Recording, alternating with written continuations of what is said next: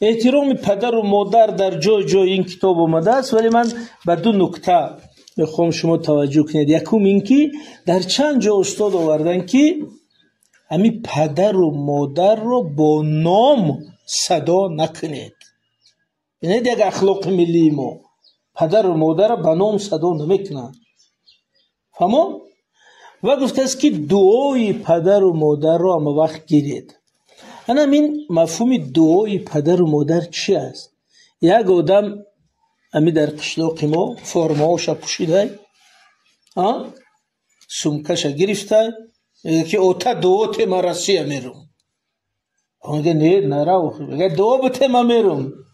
یعنی این دعا گرفتن نیست، این مجبور که تو اکه دعات ایخنه دعای پدر و مادر رو گرفتن، یعنی طرز رفتار کنی که او راضی باشد، نه اینکه میگی که مصطفی دعا را ته ما رفتم. این اصلا دعا گرفتن نیست. دعا این کلمه نیست فقط، یعنی دعای پدر و مادر گرفتن راضی داشتن اونها با رفتار، اخلاق، کار.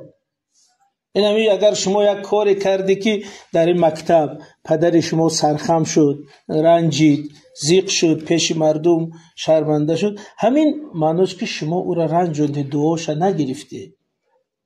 بنابراین خیلی که مجبور کنی بیچاره موسفه که دعا را ته من رفتم، این گپی به اساس یگان دعا نیست و خیلی آدم‌ها زندگیشون برور هم نمیگیره. بعد گفته است اگر همین دعای نگیری در زندگی کامیاب نمیشی.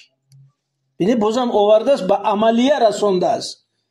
حتی نگفته است که در اون دنیا جزا میبینی، گفته در همین دنیا اگر دعای پدر و مادر نگیری، یعنی چی؟ یعنی که او را راضی نکنی، نگاه بین نکنی، سخنش اجرا نکنی، نصیحتش نگیری، ناکام میشی در همین دنیا. و بینید که همین پیشوای ملت ما همیشه همین گپ میگن دعای پدر و مادر گیرید، پدر و مادر رو حرمت کنید. و یک چیزی از همه جالب این است که در کنستیتوسیون جمهوری تاجیکستان در ماده 34 وارد کردن که فرزندان وظیفه دارن پدر و مادری برجامانده شده نگاه بین کنن. بینید حالا بعضی خارجی ها ما رو میگن اخی اخلاق نخواهم را در کنستیتوسیون بیارید، ولی رهبریت ما قدر این مسئله رو مهم دانستن که نه تنها با پند و نصیحت آوردن در قانون ادین در کنستیتوسیون جو کردن که فرزندان بالغ وظیفه دارند پدر و مادر را نگاه کنند. چه پدر و مادر وظیفه دار است فرزندان نابالغ نگاه کند؟ معاشرت، تربیهش، نگاه بین، لباس، همون گونه فرزند بالغ طبق کنستیتوسیون جمهوری تاجیکستان وظیفه دار است پدر و مادری کلانسالش نگاه کند.